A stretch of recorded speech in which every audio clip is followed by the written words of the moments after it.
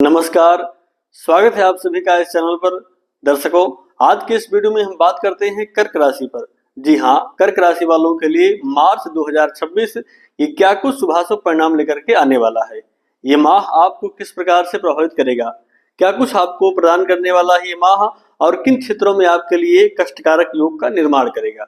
यानी ये माह व्यापारियों के लिए कैसा रहेगा, ये माह दाम्पत्य सुख के दृष्टिकोण से कैसा रहेगा, प्रेम सुख के दृष्टिकोण से कैसा रहेगा, शिक्षा स्वास्थ्य इस माह में आपको किस प्रकार से प्रभावित करने वाले हैं। आइए चर्चा करते हैं, बात करते हैं कर्क राशि पर। जी हाँ, सबसे पहले देख लेते हैं कर्क राशि वालों के लिए इस माह में कौन से ग्रह किस भाव में गोचर करने वाले हैं।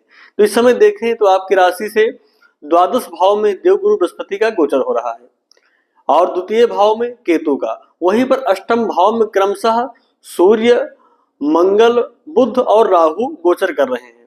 वहीं पर शनि और शुक्र की युति एक साथ में आपकी राशि से नवम भाव में हो रही है। सूर्य 15 मार्च के पश्चात आपकी राशि से नवम भाव में गोचर करेंगे। अब ये सारे ग्रह इस स्थान पर गोचर करके आपके लिए क्या कुछ प्रदान करने वाले हैं, इस माह को आपके लिए किस प्रकार से बनाने वाले हैं, आइए बात करते हैं एक एक विषय को लेकर के।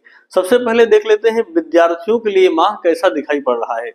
अगर आप विद्यार्थी हैं, कर्क राशि के जातक हैं, अध्ययन कर रहे हैं और अध्ययन में आप प्रवीण हैं, तो एक बात जान लीजिए कि ये माह आपको बहुत अच्छा परिणाम देगा। हाँ, ये माह आपको बहुत अच्छा परिणाम देगा और उन विषयों को भी आपको पढ़ने की ओर अग्रसर करेगा जो विषय बड़े ही गूढ़ हैं, बड़े ही जटिल हैं। अगर उन विषयों को भी आप अध्ययन करते हैं, उनमें मन लगाते हैं, तो निश्चित मान के चलिए उन विषयों को भी आप हल करने में समर्थवान हो जाएंगे। वहीं अगर आप रिसर्च के क्षेत्र से जुड़े हुए विद्यार्थी हैं, आप रिसर्च कर रहे हैं किसी विषय को लेकर के, तो ये माह और अधिक आपको लाभ प्रदान करेगा। मन लगाइए और जिस चीज को आप प्राप्त करना चाहते हैं वो चीज आपको प्राप्त होगी। विद्यार्थियों के लिए माह बहुत बेहतर रहने वाला है। वही बात करें प्रेम सुख के दृष्टिकोण से, तो प्रेमियों के लिए इस माह को हम कहेंगे कि माह आपको अच्छा परिणाम देगा। लेकिन अगर कोई राज है तो राज को राज ही रहने दीजिएगा।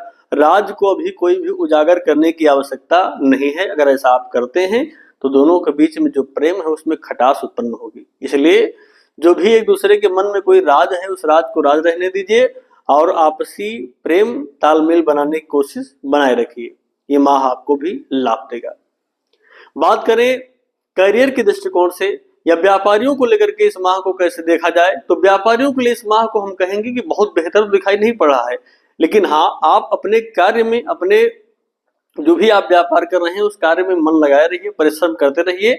ये माह आपको उचित लाभ देगा। और कब देगा, तो एकाएक। कई बार ऐसा भी हो सकता है कि जहां से आपको उम्मीद ना हो वहां से भी आपको धन प्राप्त हो जाए, या एकाएक कोई कार्य आपका बन जाएगा जो पूरे महीने का बजट कहीं न कहीं आपका बनाने की ओर अग्रसर हो जाएगा।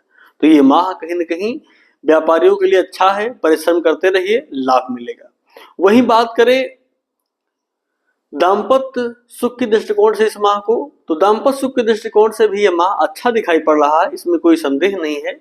तो जीवन साथी के स्वास्थ्य को लेकर थोड़ी बहुत चिंताएं हो सकती हैं, बाकी कोई दिक्कत की बात नहीं है। वहीं अगर आप चाहें इस माह को और अधिक बेहतर बनाने के लिए, आप अपने वैवाहिक सुख को बेहतर करने के लिए अपने जीवन साथी कोई उपहार आदि भी भेंट करिए, तो ये माह और अच्छा परिणाम देगा और साथ ही साथ आपको भाग्य का और अधिक सुख प्राप्त कराएगा।